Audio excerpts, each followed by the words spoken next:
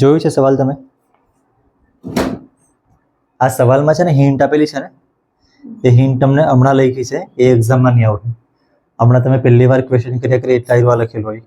એક્ઝામમાં તમે બીજી વાર કે ત્રીજી વાર કે ચોથી વાર રિવિઝન પ્રમાણે કરતા હોય એટલે એક્ઝામમાં હિન્ટ નહીં આવે. ફિગર વિચારવાનું, એટલી વિચાર શક્તિ સીબીએસઈ વાળામાં હોવી જોઈએ. ને ગુજરાત બોર્ડમાં બી ટેક્સ્ટ બુકમાં છે એટલે સેમ જ આવે ખાસ કરીને. આ જોઈ લો, આમાં બરાબર ડ્રો કર્યું છે આયુર્વા.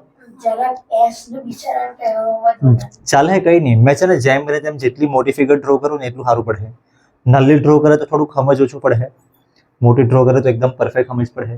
અને આ ગિવન ને ટુ ફાઇન બરાબર છે. ગિવનમાં લખેલું છે આ બે પેરેલલ છે, તો આયુર્વા પીક્યુ ને એસટી પેરેલલ છે. હા, લાઈન જરાક દૂર દૂર થઈ ગઈ પણ પેરેલલ તો છે. PQR આયુર્વા 110 લખેલું છે, RST અહીંયા લખેલું છે 130. આ ફાઇન કરવાનું છે 6.5. QRS ફાઇન કરવાનું છે આયુર્વા. તો કેવી રીતના આવે તમે કઈ વિચારે?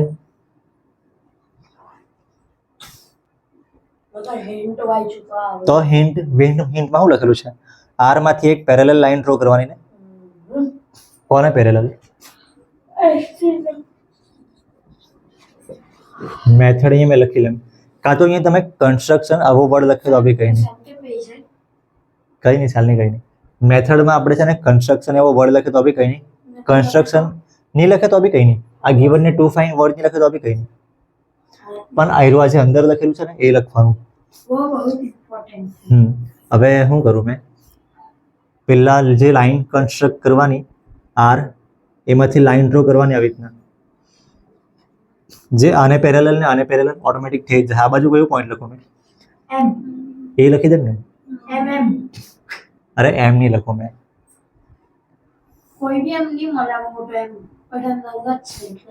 મેં એ લખી દે. હવે મારે લખવા પડે ડ્રો RA, RA છે ને આયુર્વા, RA પેરેલલ ST. અને આયુર્વા RA પેરેલલ એને શું કહે? PQ ઓટોમેટિક થઈ જાય, પણ લખી મૂકીએ આપણે. હવે હું વિચાર શું આવે કે કેવી રીતના હું ફાઇન થાય કઈ ખબર પડે. PQ ને ST એકબીજાને પેરેલલ છે કે નહીં? જે થિયરમની તમે મજાક ઉડાવતા હતા ને તેના પરથી.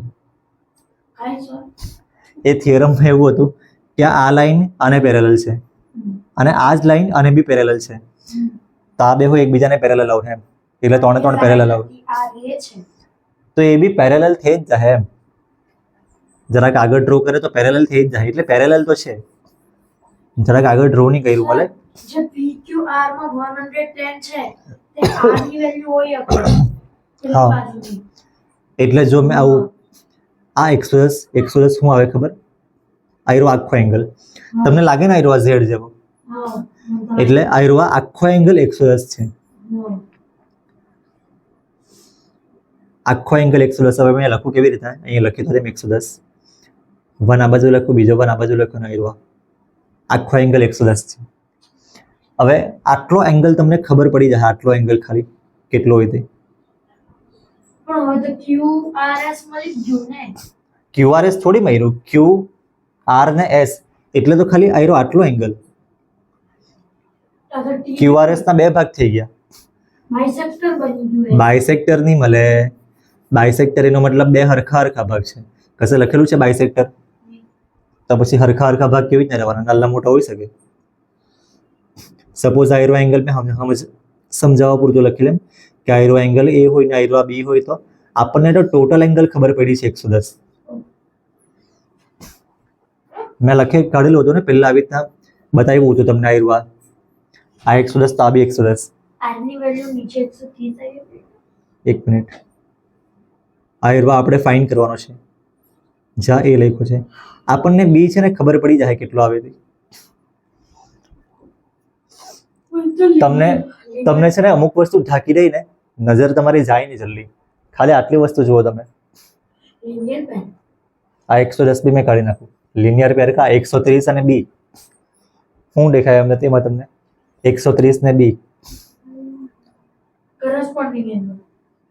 કરેસ્પોન્ડિંગ નહીં યાર, આવું આ એંગલ ને આ angle, interior angle on same side of transversal, 180. આ બંનેનું એડિશન 180 આવે. આ ડોટ કર્યું ને આ ક્રોસ કર્યું, બંનેનું એડિશન 180 આવે. તો આ 130 અને ખાલી બી, તમે ખાલી આટલું જો આટલું, આ 130 ના બી, બંનેનું એડિશન 180. 50 b ની વેલ્યુ 50. તો b ની વેલ્યુ 50. -50 એટલે 180 કા આયરો આ ટોટલ 110 છે, હા તો 110 માંથી આ 50 આયરુઆ છે, તો આ બાકીનું આયરુઆ હા કેટલું? 60. તો આવું છે. ચાલ્યું મારું દિમાગ. હવે મેઇન વસ્તુ છે ને તમારે વિચારવા પડે. મેં તમને કેમ કે આયરું આટલું ઢાંકી દો ને આ જુઓ, તમારે કેવી રીતના તમે કરો, તમારે વિચારવા પડે છે. હવે આ બધું થોડું ટ્રાન્સફોર્મ કહેવાય એંગલ ઓન આયરું alternate angle on same side of transversal, sorry interior, interior એટલે અંદરના એંગલ ટ્રાન્સવર્સલની સેમ સાઇડના. પહેલા મેં શું કરું, લખવાનું કેવી રીતે? આયરુઆ 110, मैं क्यों angle PQR is equals to angle QRA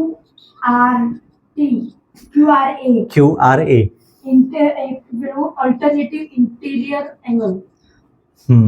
ખાલી તમે અલ્ટરનેટ એંગલ લખો ને તે બી ચાલે.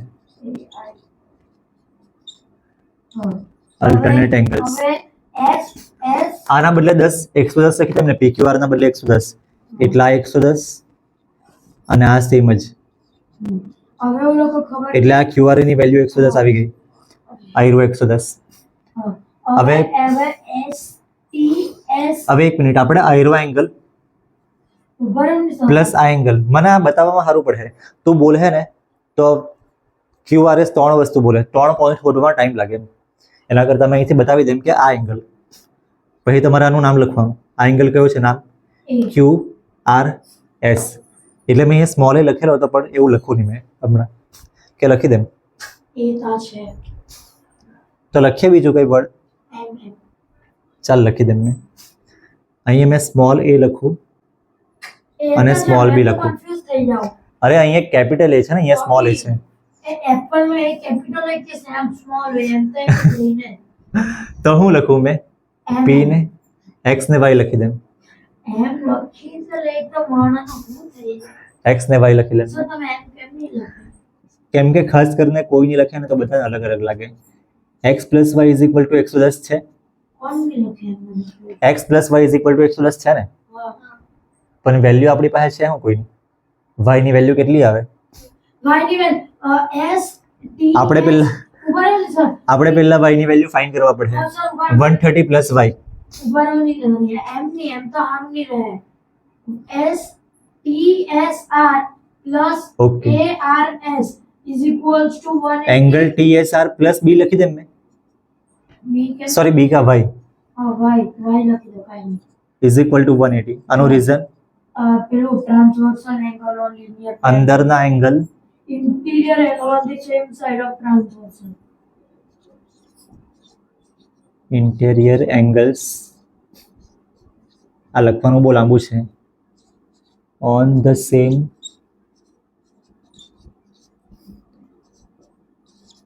Side of ટ્રાન્સવર્સલ.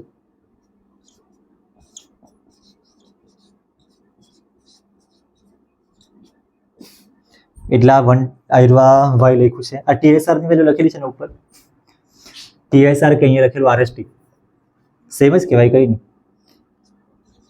130 plus Y is equal to 180. તો Y ની વેલ્યુ 50. તમારે આ સ્ટેપ નહીં બતાવવાનું કે 180 minus 130 લખવાનું, ડાયરેક્ટ 50 લખી દેવાનું. હવે શું કરવાનું? X plus Y is equal to 110. એનું રીઝન હું?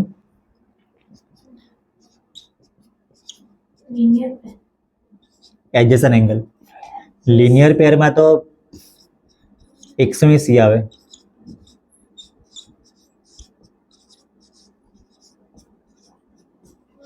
બાજુના એંગલ એટલે આયરવા એંગલ પ્લસ આ એંગલ કરે તો આખો ટોટલ એંગલ આપી જાય. હવે x ની વેલ્યુ ફાઇન્ડ કરવાની ને, x એટલે મેં છે ને આપણું નામ લખી દેમ, Figure માં તો QRS. એક્ઝામ માં એવું હોતું તો ફિગર પર કરો તો અને y ની વેલ્યુ આવી રહ્યા 50. તો 110. હવે આ 50 આ બાજુ આવે એટલે કેટલું આવશે? 60. એમસીક્યુમાં આવે ભાઈ, એમસીક્યુમાં તમારે આટલું બધું લખવાનું નહીં, શોર્ટમાં બતાવ્યું એ જ કરવાનું. અને શોર્ટમાં બતાવ્યું ને એના પરથી તમને આ વાત થોડુંક યાદ રહે. કઈ સવાલ પૂછવાના છે તમારે?